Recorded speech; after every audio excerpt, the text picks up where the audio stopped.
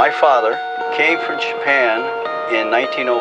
He was 15 when he immigrated from Japan. He worked until he was able to actually build a store. Let me tell you a story in the form of a dream. I don't know why I have to tell it, but I know what it means. Close your eyes, just picture the scene as I paint it for you. It was World War II when this man named Kenji woke up. Ken was not a soldier.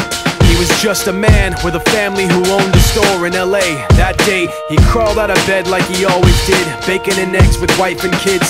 He lived on the second floor of a little store he ran. He moved to LA from Japan, they called him immigrant. In Japanese, he'd say he was called Issei. That meant first generation in the United States, when everybody was afraid of the Germans, afraid of the Japs, but most of all afraid of a homeland attack. And that morning, when Ken went out on the doormat, his world went black, cause right there, front page news, 3 weeks before 1942, Pearl Harbor's been bombed and the Japs are coming. Pictures of soldiers dying and running.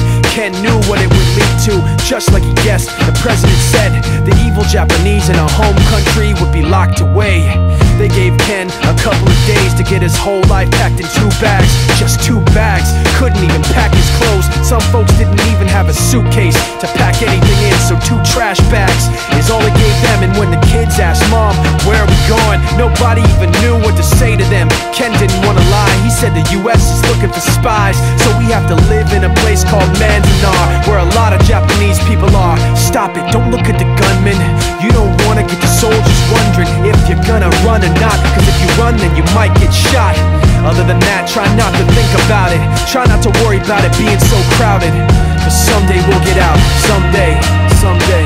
As soon as war broke out, the FBI came and they just come to the house and you have to come. All the Japanese have to go. They took Mr. Nii, and people couldn't understand why they had to take him, because he's just innocent laborer. So now they're in a town with soldiers surrounding them.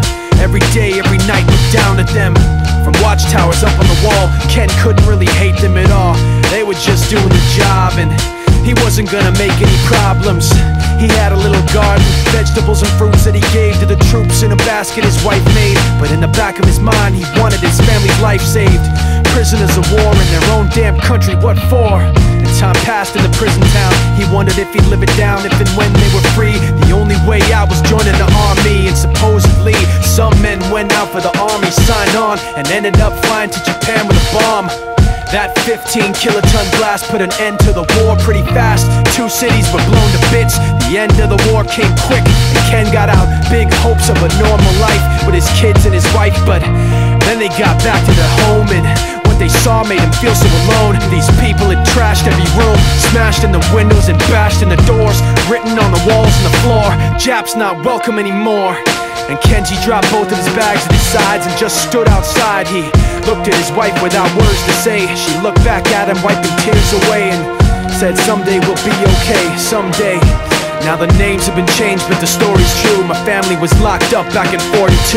My family was there where it was dark and damp, and they called it an internment camp. When we first got back from camp, it was pretty bad.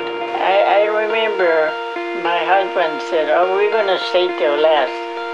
Then my husband died before they closed the camp.